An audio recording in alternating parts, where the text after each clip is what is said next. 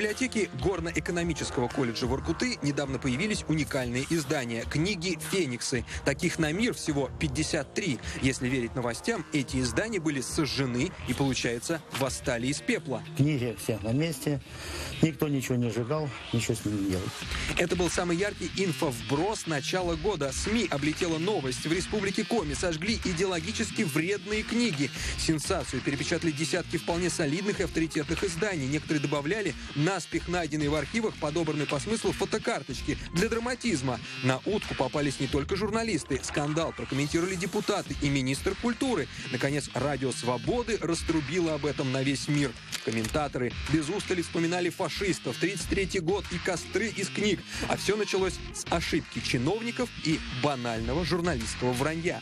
Я поехал посмотреть, а так ли это было, сожжены ли были книги.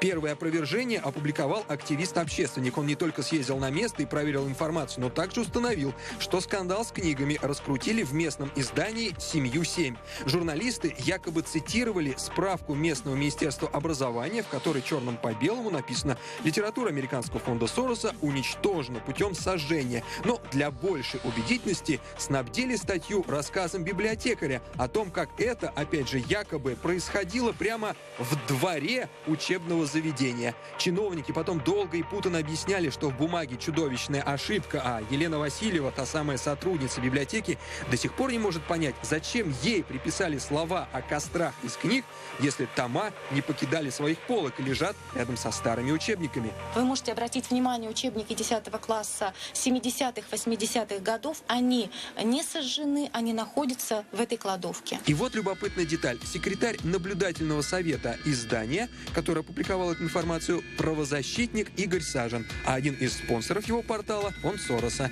Теперь все становится чуть понятнее. Важная вещь – это добросовестность или профессионализм.